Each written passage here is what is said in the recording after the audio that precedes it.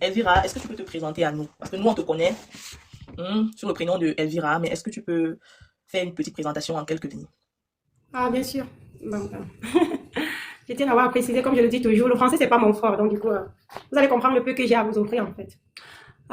Je suis Elvira, comme connue sur TikTok, et de préférence que ça reste connu comme ainsi, parce que bon, faut toujours faire la différence entre Internet et la vie privée. Mais pour ceux-là qui me connaissent dans la vraie vie, connaissent savent déjà comment je m'appelle, en fait, véritablement. Mais on fera avec Elvira, c'est mieux, vu que c'est sur ce prénom-là qu'on me connaît, en fait, ici. Du coup, je suis une fille, donc voilà, une bonne fille étonne, de père et de mère. Je suis une maman de 6 enfants, mariée traditionnellement, bien sûr, à un noble anglophone de luxe, l'amour de ma vie. En fait, Elvira, c'est une jeune femme très battante et surtout travailleuse.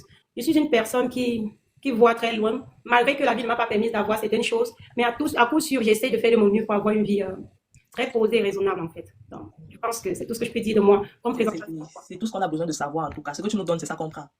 Ce sont les miettes, oh. On va seulement prendre les miettes, il n'y a pas de souci. Donc, Elvira, Ouais. aujourd'hui, tu es en Allemagne. Mhm. Mais avant d'entrer dans ton intégration en Allemagne, l'histoire de ton intégration, ton parcours en Allemagne, on aimerait savoir comment Elvira est arrivée en Allemagne. Bon, à la base, arriver en Allemagne n'a jamais été euh, je vais dire quoi, n'a jamais été mon rêve. Voyager n'a jamais été mon rêve. Moi, je suis une personne, comme je l'ai dit, Dieu merci, j'ai grandi dans un foyer posé avec une maman et un papa mariés légalement. Et j'ai vu comment ma maman vivait. Et je me suis toujours dit, je serai une très bonne femme de foyer, mais entre-temps, j'aimerais aussi être une femme très riche comme mon papa. Parce que ma maman, elle a toujours été une femme au foyer, qui éduquait les enfants et tout. Elle n'a pas eu besoin de travailler parce que mon père en avait assez pour s'occuper de nous. Donc, du coup, j'ai pris l'exemple des deux côtés. Et sur ce fait, je vivais avec mon mari au pays et tout. Il a eu besoin de se déplacer pour venir en Europe.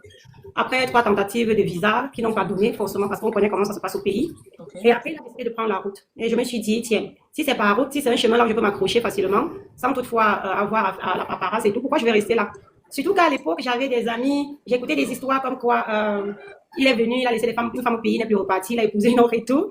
Et à l'époque, on avait 3 enfants déjà. Je me suis dit, si je laisse ce garçon s'échapper, peut-être qu'il ne reviendra plus parce que c'est un homme qui est rempli de valeurs à rechercher.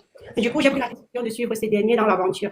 Bien vrai que je ne savais pas là où on partait, mais je me suis dit, fonce. Dans tous les cas, toute chose qu'on fait avec amour, ça finit toujours par triompher, même si c'est dans la misère. Mhm. Excusez, je vais aller. Donc, du coup, quand il a pris la décision de voyager, nous sommes venus ensemble. Notre parcours commence du pays, on tombe au niveau du Nigeria, parce que je ne vais pas trop donner comment nous sommes sortis du pays, parce que c'est quelqu'un qui sort d'un côté anglophone, dont nous tous on connaît les réalités et tout. Donc, du coup, je vais cacher certaines choses qui n'ont pas lieu d'être ici.